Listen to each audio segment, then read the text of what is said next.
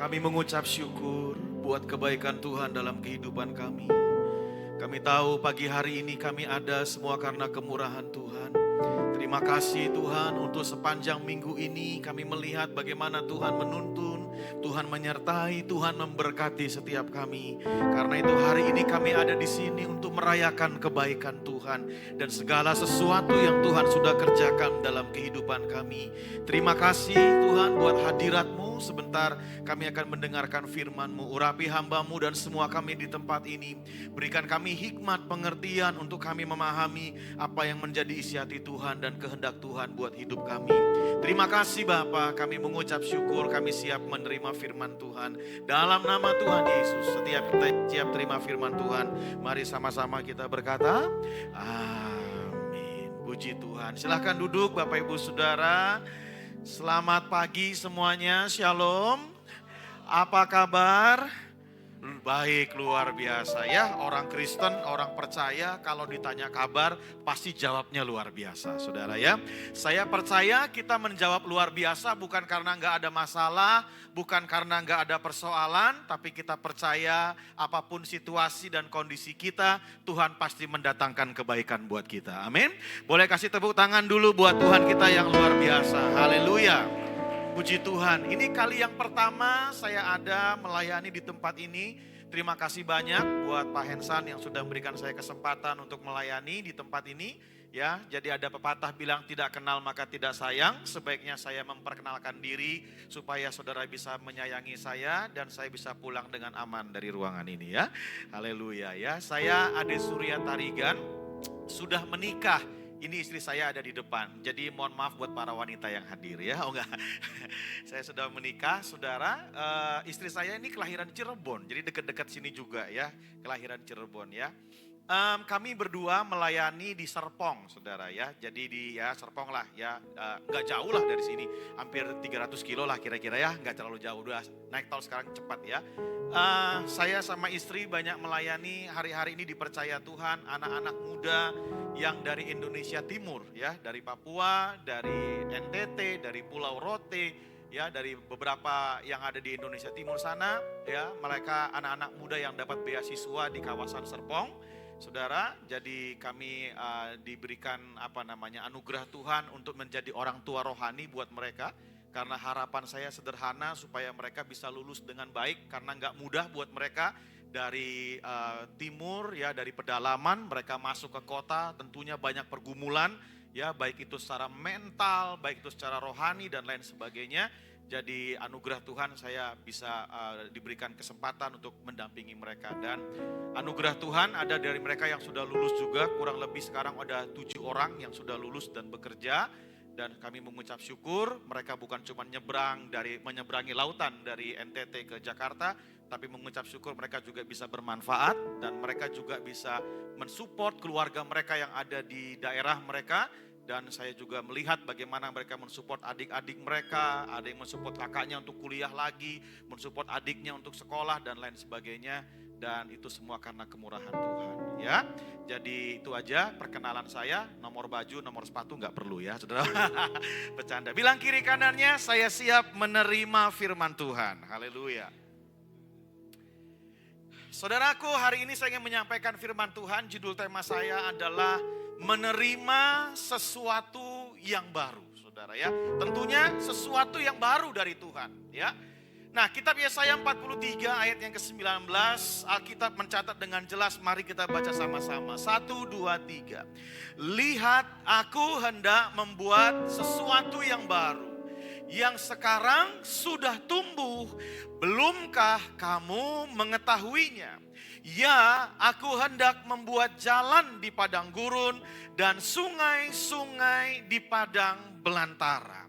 Saya percaya hal yang sederhana bahwa setiap saudara dan saya, apapun posisi kita, apapun jabatan kita, apapun yang kita kerjakan dalam kehidupan ini, seringkali kita berada di dalam sebuah titik yang namanya titik jenuh.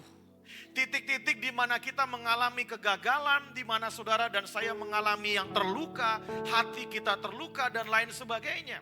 Bahkan ada masa di mana kita merasa berjalan di tempat, iman kita lemah, harapan saudara mulai memudar. Hal-hal yang demikian seringkali membuat kita gagal melihat, ya. Keletihan, kelelahan dalam hidup ini, hal-hal demikian seringkali membuat kita gagal melihat bahwa sesungguhnya di balik semua yang sedang terjadi itu, Tuhan sedang mengerjakan sesuatu buat saudara dan saya. Tuhan sedang bekerja, dia nggak tinggal diam di balik semua yang Tuhan izinkan terjadi dalam kehidupan kita. Bahkan di balik semua itu seringkali kita lupa bahwa Tuhan kita sanggup memberikan segala kesegaran di kehidupan saudara dan saya. Kita lupa kalau Tuhan sanggup memberikan kita kesegaran.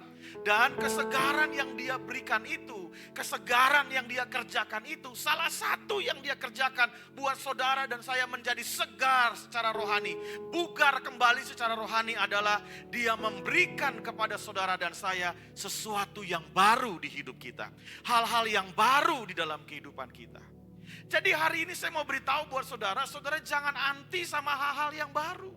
Saudara jangan anti sama hal-hal yang terjadi di sekeliling kita, mengalami perubahan dan lain sebagainya.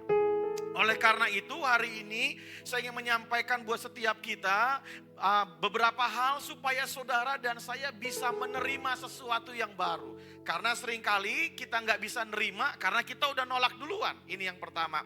Yang kedua seringkali kita nggak bisa nerima. Kenapa? Karena kita nggak tahu bahwa sebenarnya Tuhan lagi bekerja. Memberikan kita sesuatu yang baru. Tuhan sedang bekerja di sekeliling kita, memberikan kita sesuatu yang baru. Saya berdoa semua jemaat di sini bisa menerima sesuatu yang baru dari Tuhan. Amin. Tepuk tangan dulu buat Tuhan kita. Haleluya. Bagaimana sih Pak kita bisa menerima sesuatu yang baru dari Tuhan? Yang pertama, saudara mesti sadari bahwa Tuhan adalah sumber pembaharuan. Nah, kalau saudara nggak sadar Tuhan itu sumber pembaharuan, maka saudara dan saya akan menjadi orang yang mudah menolak semua pembaharuan. Saudara dan saya menolak semua hal-hal yang baru yang sedang dikerjakan di kehidupan saudara. Saudara bisa mengesampingkan, saudara nggak peduli dengan apa yang terjadi di sekeliling. Padahal dengan segala sesuatu yang sedang terjadi, Tuhan memberikan dan menyatakan ada hal-hal yang baru yang dia sediakan buat saudara dan saya. Jadi yang pertama kita mesti sadar bahwa Tuhan adalah sumber pembaharuan. Katakan sama saya, Tuhan adalah sumber pembaharuan. 1, 2, 3. Tuhan adalah sumber pembaharuan. Saya percaya pembaharuan yang Tuhan berikan bukan menunjukkan bahwa Tuhan itu berubah-ubah atau tidak konsisten, bukan itu. Ya, saya percaya pembaharuan yang Tuhan berikan bukan berarti Tuhan tidak konsisten.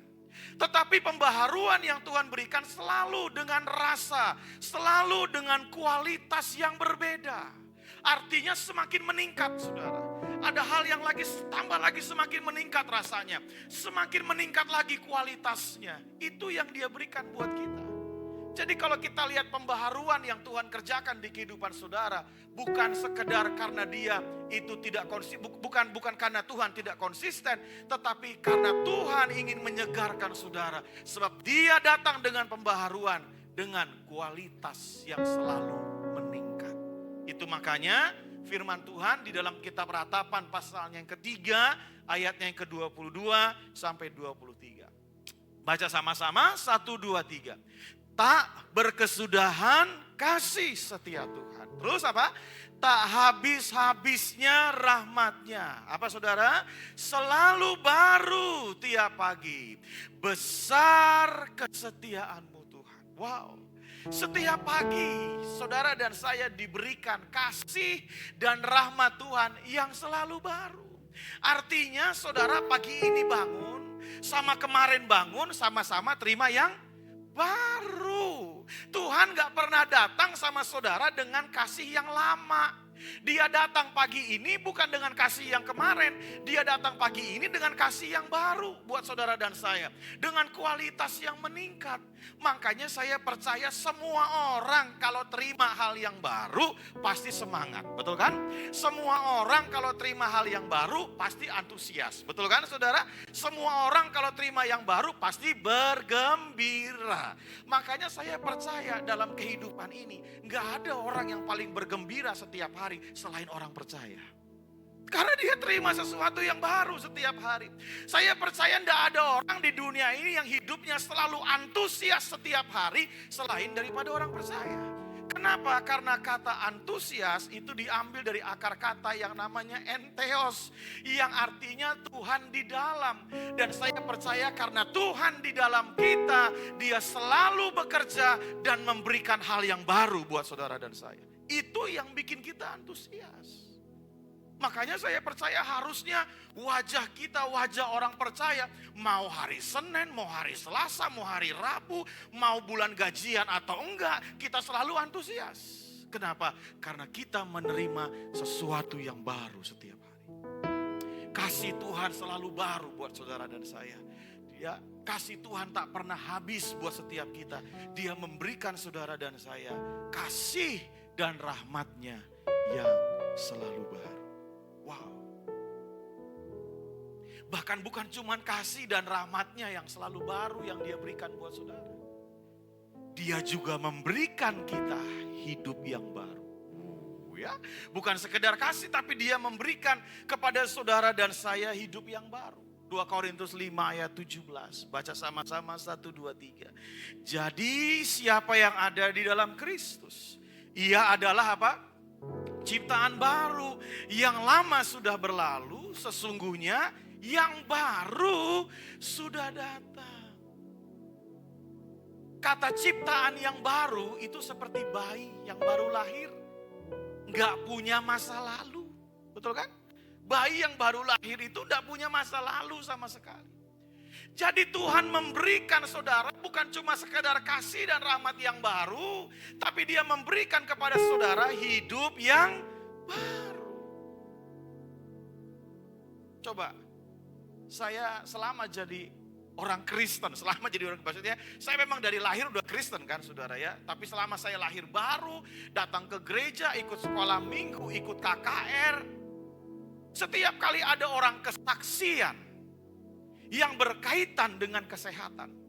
Misalnya jantungnya bermasalah, lalu mengalami kesembuhan. Lalu orang itu berkata begini, saya cek ke dokter untuk memastikan, kok tiba-tiba jantung saya ini kok lega ya, kayak apa? Saya cek ke dokter untuk memastikan. Tiba-tiba dokter berkata, Pak, ini mah mukjizat. Kenapa? Saya lihat jantung Bapak ini seperti jantung yang baru. Ada lagi, Pak, saya lihat ginjal Bapak ini seperti ginjal yang baru. Setiap orang yang kesaksian berkaitan dengan mukjizat dan kesehatan, saya selalu diperdengarkan kalimat ini, seperti yang baru, baru, baru, baru, baru, baru. Saya gak pernah dengar ada orang kesaksian, dokter bilang, Pak, ini jantungnya second kelihatannya, Pak. Enggak pernah. Tuhan selalu kasih yang baru. Buat saudara dan saya. Kita aja yang punya mental kasih second buat Tuhan. Tuhan selalu memberikan kepada saudara dan saya sesuatu yang baru. Tepuk tangan buat Tuhan kita. Haleluya. Jadi siapa yang ada di dalam Kristus, ia adalah ciptaan yang baru. Yang lama sudah berlalu, sesungguhnya yang baru sudah datang. Di dalam Kristus kita punya hidup yang baru. Manusia terikat dengan masa lalu, kegagalan, dosa. Tuhan tidak terikat dengan itu semua. Dan saya mau beritahu buat saudara, saat kita datang kepada Kristus, masa lalu kita tidak lagi menjadi penentu masa depan kita. Saya ulangi sekali lagi. Saat kita datang kepada Kristus, masa lalu kita tidak lagi menjadi penentu buat masa depan kita. Karena di dalam Kristus, saudara menjadi ciptaan yang baru. Amin, saudara. Salah satu ayat favorit saya tentang manusia yang baru, saya tiba-tiba teringat dan saya tidak tampilkan di slide. Saya bacakan buat saudara Efesus pasal 4 ayat yang ke-28. Firman Tuhan berkata begini, orang yang mencuri, janganlah ia mencuri lagi. Tetapi baiklah ia bekerja keras dan melakukan pekerjaan baik dengan tangannya sendiri. Supaya ia dapat membagikan sesuatu kepada orang yang berkekurangan. Jadi orang yang tadinya mencuri, Alkitab bilang gini, ini kalau manusia baru di dalam Tuhan saudara. Orang yang tadinya mencuri, jangan mencuri lagi. Baiklah ia bekerja. Tapi kebanyakan orang percaya itu cuman begini, yang tadinya mencuri, jangan mencuri lagi. Jadi dia berhenti sampai di situ. Dia berpikir manusia yang baru sudah lahir dalam hidupnya hanya karena dia berhenti berbuat dosa.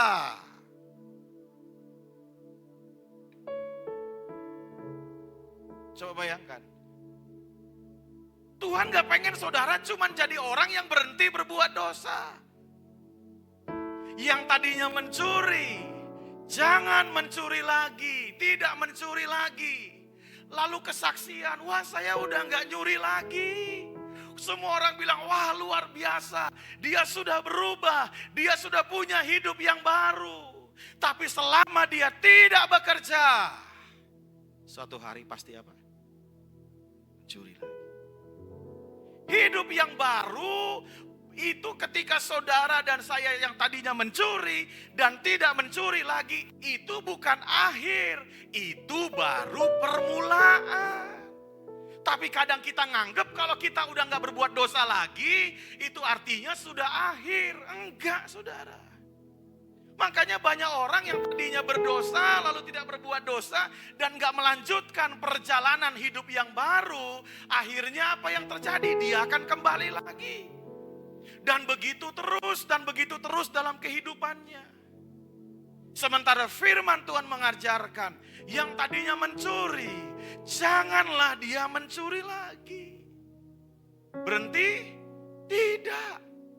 Saudara dan saya masuk kepada level berikutnya dikatakan, tetapi baiklah ia bekerja keras. Masuk ke level apa? Bekerja keras. Hidup yang baru dikuasai oleh pemikiran yang baru. Sehingga yang tadinya mencuri, tidak mencuri lagi. Pikirannya dibaharui, membuat dia terdorong untuk bekerja keras. Amin, saudara ngerti sampai di sini? Bekerja keras. Saudara pikir cukup bekerja keras? Tidak saudara. Karena Alkitab berkata, dan melakukan pekerjaan yang baik dengan tangannya. Jadi gak cukup dengan kerja keras. Dia melakukan pekerjaan yang baik dengan tangannya. Pekerjaan dengan kualitas ilahi. Pekerjaan bukan cuman good quality. Tetapi pekerjaan yang dilahirkan dengan God quality.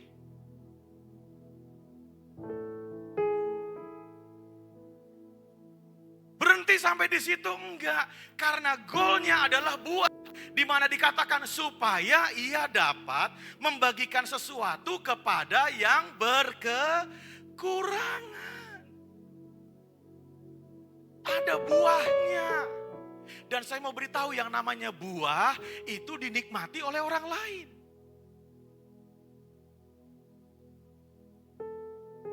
Hidup yang baru termanifestasi ketika saudara dan saya menghasilkan buah bagi nama Tuhan. Amin saudara. Waduh Pak, sekarang gimana? Kebanyakan orang kan cuma mencuri dan gak mencuri lagi. Sebagaimana bisa terus bisa berjalan? Disinilah dibutuhkan yang namanya proses pemuridan. Hati dan pikiran kita dibaharui oleh firman Tuhan. Membuat saudara jadi mengerti dan sadar, nangkep isi hati Tuhan. Bahwa saya bekerja bukan buat diri saya sendiri. Saya bekerja bukan buat nambahin deposito saya sendiri. Saya bekerja bukan cuma sekedar buat liburan saya sendiri. Enggak salah dengan semua itu. Tetapi fokusnya bukan diri kita lagi. Kalau semua yang kita kerjakan fokusnya cuma buat diri kita sendiri. Saya mau beritahu sama saudara, apa bedanya kita dengan orang di luar sana yang gak percaya Tuhan? Karena mereka pun mengerjakan semuanya hanya untuk diri mereka sendiri. Halo? Terlalu keraskah saya berbicara? Enggak ya?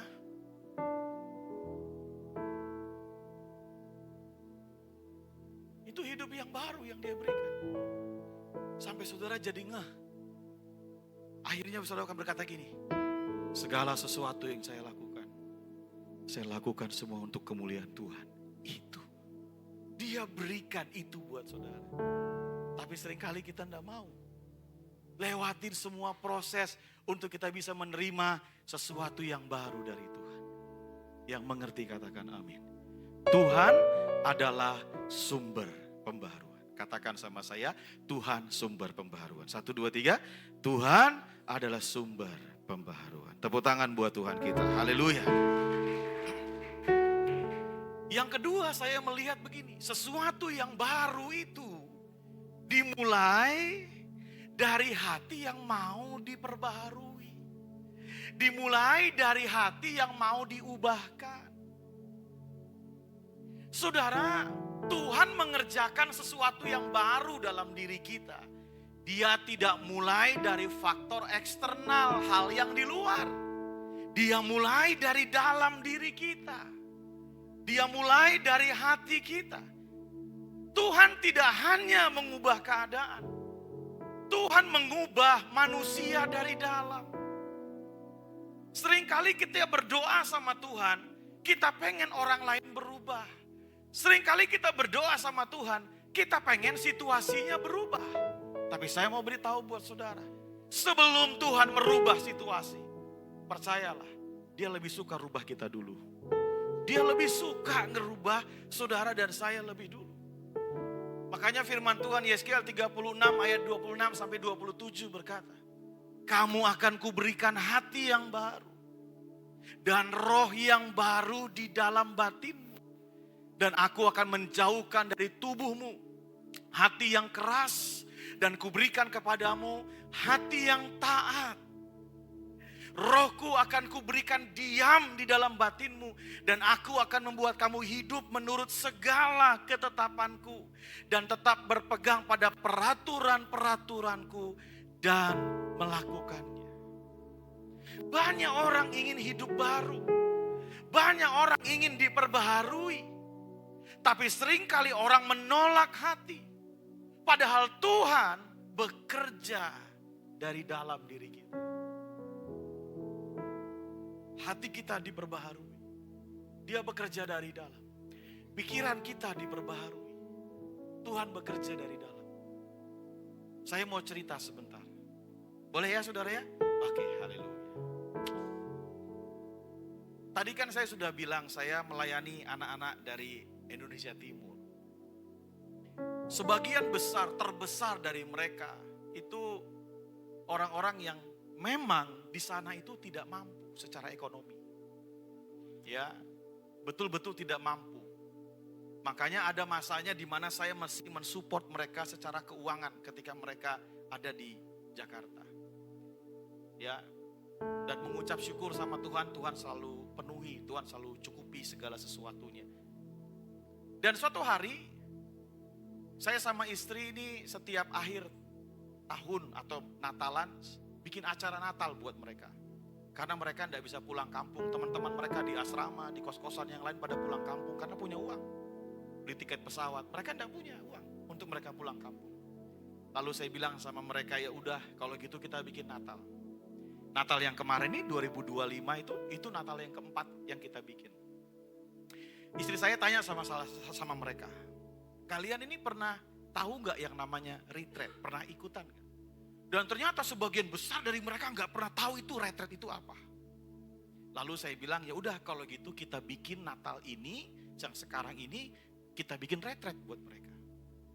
Karena bikin retreat 3 hari dan 2 malam, saudara, tentu angkanya bengkak, saudara, ya. Maksudnya dana yang dibutuhkannya bengkak, saudara.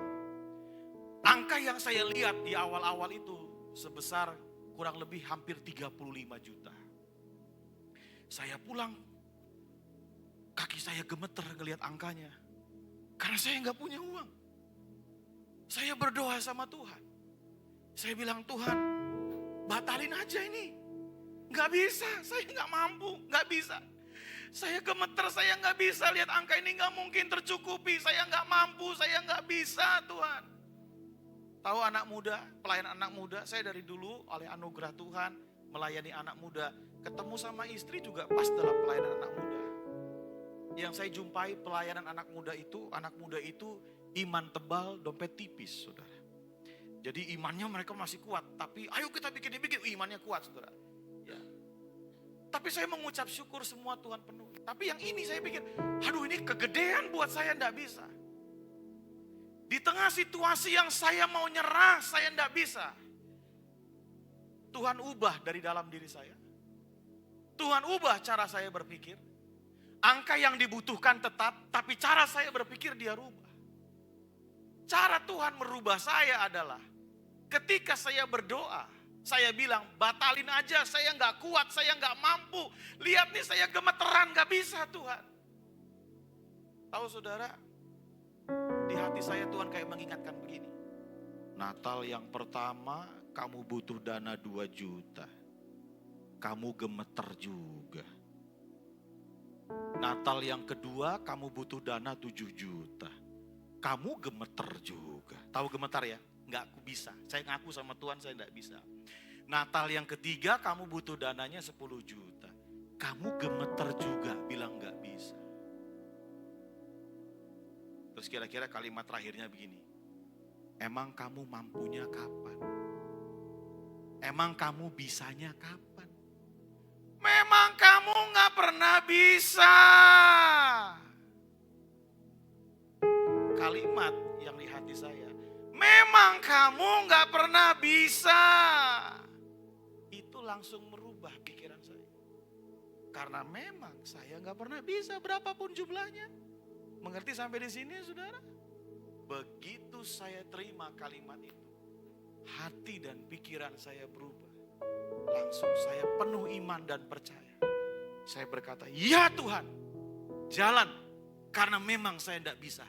Selama ini di tengah saya tidak bisa, Tuhan yang memberikan kemampuan. Tuhan yang memberikan kebisaan. Saya tidak bisa. Saya jalan. Tahu apa yang terjadi? Singkat cerita, oleh anugerah Tuhan. 1,5 bulan sebelum acara, seluruh dananya sudah terpenuhi. Anugerah Tuhan. Dari situ saya mengerti. Tuhan gak rubah berapa yang dibutuhkan. Yang Tuhan ubah lebih dulu hati dan pikiran saya. Yang mengerti katakan amin. Tuhan gak melulu merubah keadaan. Yang Tuhan rubah hati dan pikiran kita. Makanya kalau dia mau buat hal yang baru. Kalau saudara ingin melakukan hal yang baru. Kalau saudara ingin menerima yang baru dari Tuhan. Saudara mesti mengerti bahwa pembaharuan selalu dimulai dari hati kita. Yang mengerti katakan amin. Tepuk tangan buat Tuhan kita. Haleluya. Yang ketiga, saya percaya sesuatu yang baru seringkali muncul di tengah proses hidup. Nah ini. Sesuatu yang baru seringkali muncul di tengah proses hidup. Yesaya 43, 19-21 berkata, lihat, aku hendak membuat sesuatu yang baru, yang sekarang sudah tumbuh. Belumkah kamu mengetahuinya? Ya, aku hendak membuat jalan di padang gurun dan sungai-sungai di padang belantara. Binatang hutan akan memuliakan aku, serigala dan burung unta sebab aku telah membuat air memancar di padang gurun dan sungai-sungai di padang belantara untuk memberi minum umat pilihanku. Umat yang telah kubentuk bagiku akan memberitakan kemasyuran. Seringkali kita berpikir dalam kehidupan kita di tengah proses hidup, kita berpikir bahwa ini semua udah akhir. Udah gak bisa lagi, udah gak mampu, ini udah final, udah terakhir. Tapi justru di titik itu sebenarnya sesuatu yang baru sedang tumbuh. Padang gurun membuat iman saudara semakin matang dalam kehidupan. Di padang belantara yang kita ngelihat udah gak ada harapan. Di situ kita menerima pengajaran dan menerima pembentukan. Amin saudara? Iya, kita menerima pengajaran dan pembentukan. Untuk apa? Alkitab berkata, umat yang telah kubentuk bagiku akan memberitakan kemasyuran. Supaya nama Tuhan masyhur. Supaya nama Tuhan terus kita beritakan dalam kehidupan kita. Di padang gurun, di tempat di mana kita merasa tidak mampu. Katakan sama saya, tidak mampu. 1, 2, 3. Tidak mampu. Tidak bisa. Tuhan kasih hal yang baru tumbuh di situ. Saya waktu menerima, jadi saudara, pelayanan anak-anak yang dari Indonesia Timur yang kami terima ini muncul karena beberapa tahun sebelumnya mereka sudah ada datang, tapi beberapa mereka gugur di tengah jalan. Beasiswa mereka gugur karena mereka shock culture dan lain sebagainya. Sampai ada pihak sekolah yang menghubungi, bisa nggak dibangunin komunitas? Karena kalau nggak ada, takutnya lulusan dari sini percuma pada nyebrang, tapi pada pulang lagi karena gugur di tengah jalan. Tidak ada yang mendampingi. Waduh, bikin komunitas. Waduh, anak-anak muda. Mudanya itu buat saya itu udah ukuran anak-anak saya, saudara. Jadi gapnya udah jauh banget. Udah gak mampu, udah gak bisa. Begitu lagi namanya melayani generasi muda, gak cukup dengan waktu, gak cukup dengan tenaga, gak cukup dengan doa aja. Harus juga disupport dengan dana yang kuat, keuangan yang kuat. Saya sampai berpikir, Tuhan, kenapa Tuhan baru kasih pelayanan ini sekarang, habis pandemi? Semua udah berubah, Tuhan gak kayak dulu. Ekonomi saya juga berubah, gak kayak dulu. Mana mungkin saya bisa?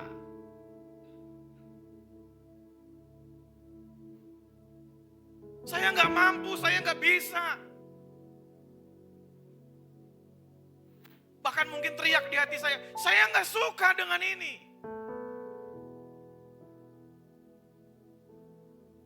Tahu yang di hati saya? Seringkali Tuhan mengarahkan kita yang namanya pelayanan pergi ke tempat di mana kita gak suka. Tadi saya cerita sama Pak Hensa. Tuhan seringkali mengarahkan kita ke tempat di mana kita enggak suka.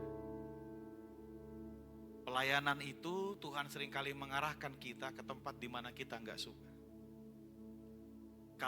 Kalau kita mau pergi tempat di mana kita suka, itu namanya bukan pelayanan, itu liburan, saudara. Liburan akan pergi ke tempat di mana kita suka. Dan yang luar biasa, di tengah pelayanan ini, ternyata saya banyak belajar. Di tengah pelayanan ini, yang tadi saya katakan melayani generasi muda ini, anak-anak kami dari Indonesia Timur ini, dari NTT pada khususnya, saya lebih banyak mengenal tentang Tuhan, lebih banyak mengenal dan melihat bagaimana Tuhan memberkati, mencukupi dan lain sebagainya. Ingat, kebiasaannya orang Kristen, orang percaya adalah mereka selalu melihat Tuhan sebagai sumber pertolongan. Dan hanya sebagai sumber pertolongan. Enggak salah, karena memang Tuhan akan menolong saudara dan saya. Amin, saudara. Tuhan akan menolong kita. Tapi ingat, Tuhan bukan cuma pertolongan, Tuhan bukan cuma menolong saudara. Tuhan juga muncul sebagai pengajar. Dia juga muncul sebagai pribadi yang membentuk kita. Dia bukan cuma penolong, dia pengajar. Alkitab berkata dia mengajar seperti Bapa yang mengajar anak-anaknya. Artinya kalau Tuhan belum tolong saudara, ada yang dia mau ajarkan buat kita. Amin. Bukan berarti kalau Tuhan gak tolong saudara, Tuhan gak punya kasih. Kok Tuhan gak ada kasihnya? Yang di sono ditolong kok saya enggak? Yang di sono dibantu kok saya enggak? Kenapa Tuhan gak tolong saya? Saudara cuma lihat Tuhan sebagai sumber pertolongan. Dia gak cuma sumber pertolongan, dia juga sumber pengajaran. Dia mengajar, dia membentuk saudara untuk memuliakan dia. Kalau Tuhan belum tolong Bapak Ibu, ada yang Dia mau ajar buat kita.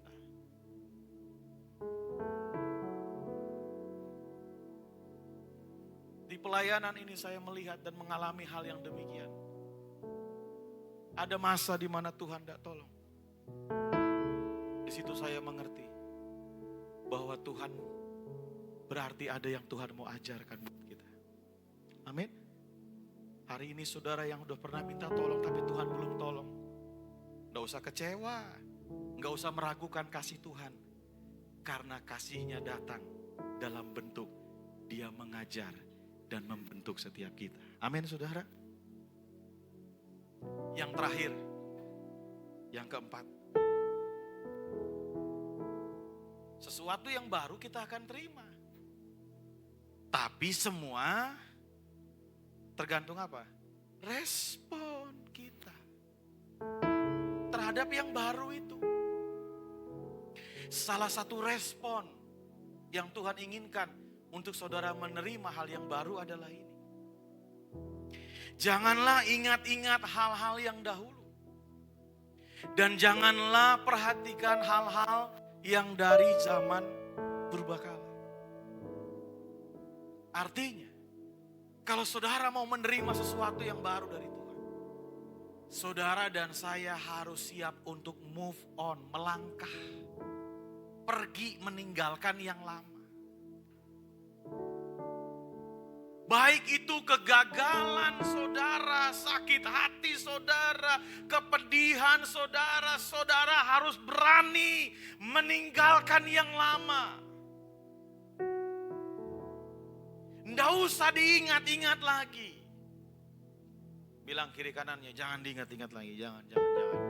Jangan ya, jangan. Melangkah, karena kalau nggak gitu kita nggak akan menerima yang baru. Amin? Oke. Tadi tuh kegagalan.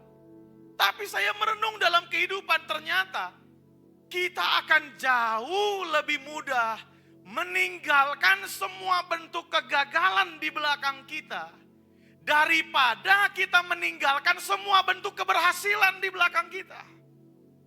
Yang seringkali membuat orang gagal melangkah maju bukan karena kegagalannya, tetapi yang seringkali membuat orang gagal melangkah maju adalah mereka gagal move on, mereka gagal melangkah maju dari segala bentuk keberhasilan yang mereka telah buat.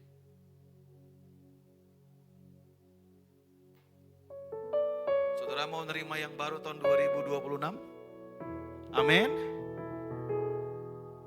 Berani tinggalin semua yang berhasil di tahun 2025. Kok gak ada yang amin? Aminnya kayak kerupuk masuk angin, saudara. Oh iya. Kenapa? Saya aja lagi berupaya meninggalkan semua nih, kebanggaan-kebanggaan yang kemarin-kemarin, keberhasilan harus. Udah, itu semua anugerah Tuhan di tahun yang Tuhan berikan kita hal yang baru. Amin, saudara. Udah, itu dari yang lalu. Makanya saya sering kali dengar orang begini. Kamu tahu nggak? Saya dulu, apa yang diceritain? Kegagalan? Bukan. Keberhasilan yang lama yang mereka ceritakan. Tapi saya coba mau ingatkan. Itu kan dulu. Halo? Itu kan apa? Dulu.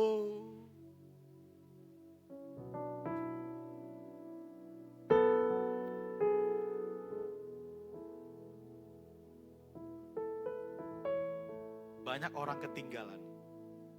Kenapa? Karena terikat sama keberhasilan yang dulu. Saya kasih contoh ya. Kita di depan nih.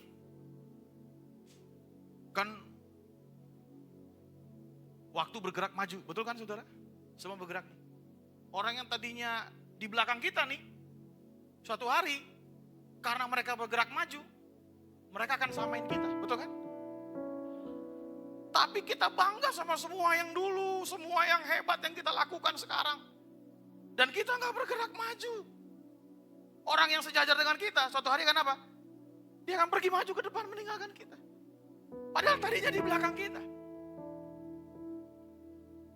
Ini yang saya bilang. Seringkali orang gagal move on. Karena terikat sama semua keberhasilan.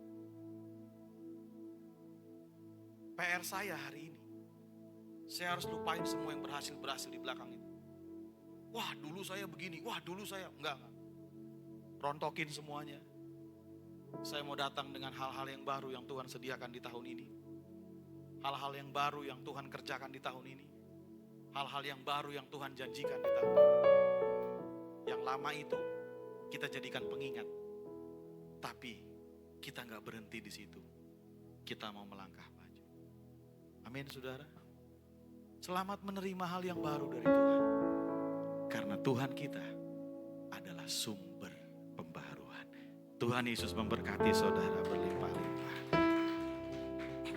Mari bangkit berdiri bersama-sama. Iya, baik Bapak Ibu, mari kita siapkan hati kita untuk masuk dalam persekutuan dengan tubuh dan darah Tuhan. Apa yang Yesus kerjakan di atas kayu salib, kita tahu itu menjadi awalan dari sebuah perjanjian yang baru, di mana saudara dan saya, waktu kita ada di dalam Dia, kita menjadi ciptaan yang baru. Semua masa lalu kita tidak lagi diperhitungkan karena Tuhan memulai dari yang baru. Karena itu mari sama-sama kita siapkan hati kita untuk ambil bagian di dalam persekutuan dengan tubuh dan darah Tuhan lewat perjamuan kudus pagi hari ini. Mari bersama sekali lagi kita berdoa. Kami merendahkan hati kami datang kepada Tuhan.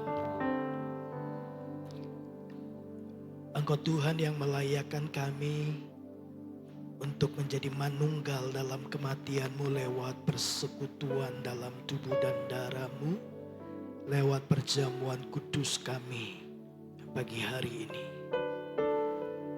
Tilik hati kami, perbaharui manusia batinia kami, firman-Mu membersihkan kami, kebenaran-Mu memerdekakan kami. Karena itu kami memberi diri kami untuk terus diperbaharui, hati kami diperbaharui, pikiran kami diperbaharui.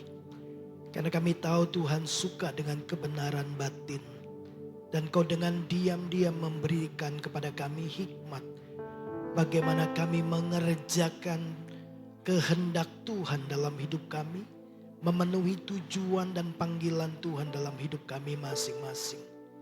Kerinduan kami bukan hanya meninggalkan dosa, tapi kami hidup sesuai dengan kehendak Tuhan dan menyelesaikannya. Terima kasih Bapa di surga, berkati roti dan anggur yang melambangkan tubuh dan darah Tuhan. Supaya setiap kali kami makan, kami minum, kami mengingat kembali pengorbanan Yesus dalam hidup kami. Berkati juga nanti hamba-hamba-Mu yang akan melayani kami semua. Supaya oleh semua itu Tuhan dipermuliakan. Di dalam dan demi nama Yesus Kristus kami berdoa. Amin. Mari kita angkat roti di tangan kanan kita lebih tinggi dari kepala kita. Alkitab memberitahu kita pada malam waktu Yesus akan diserahkan. Ia mengambil roti, ia mengucap syukur atasnya dan memecahkannya serta berkata, inilah tubuhku yang diserahkan bagi kamu. Perbuatlah ini menjadi peringatan akan aku.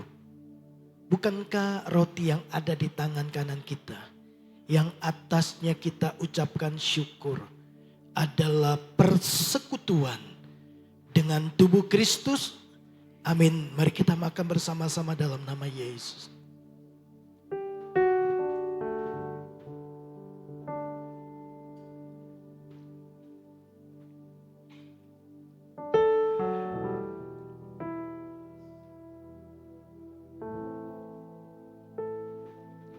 Mari angkat cawan di tangan kanan kita. Sesudah makan Yesus mengambil cawan dan berkata, cawan ini adalah perjanjian baru yang dimateraikan oleh darahku. Berbuatlah ini menjadi peringatan akan aku setiap kali kita meminumnya. Bukankah cawan yang atasnya kita ucapkan syukur adalah persekutuan dengan darah Kristus? Amin. Mari kita minum bersama-sama dalam nama Yesus.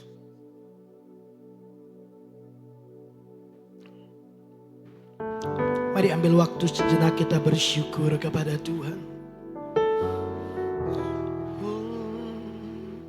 Kami bersyukur. Terima kasih. Terima kasih Tuhan. Terima kasih. Terpujilah, terpujilah namamu. Terima kasih Tuhan Yesus. Terima kasih Tuhan. Kau mati bagiku, tebus dosaku. Terima kasih. Kau jadikanku ciptaan yang baru, jadi anakmu, melayanimu, mengasihimu lebih lagi. Terima kasih, terima kasih Bapa Surgawi. Terima kasih ya Roh Kudus. Bersyukur buat hal yang baru, hidup yang baru, kasih setia yang selalu baru tersedia bagi kami. Terima kasih. Terima kasih. Kami bersyukur buat persekutuan dengan tubuh dan darah-Mu. Mengingatkan kami akan kebaikan dan kasih Tuhan yang besar. Engkau mati bagi kami. Bahkan Engkau mati bagi semua orang. Supaya kami yang hidup tidak lagi hidup bagi diri kami sendiri, tapi bagi Dia yang telah mati dan bangkit bagi kami. Bagi kemuliaan-Mu. Setiap bagian perjalanan hidup kami, proses demi proses, musim demi musim, adalah bagian dari pembaharuan dan pembentukan Tuhan. Supaya kami menjadi ciptaan baru yang memuliakan Bapa di surga. Terima kasih buat persekutuan dengan tubuh dan darah-Mu lewat perjamuan kudus pagi ini. Bagi Tuhan segala kemuliaan dan hormat. Di dalam dan demi nama Yesus Kristus kami mengucap syukur dan berdoa. Haleluya. Amin. Silakan duduk Bapak Ibu Saudara.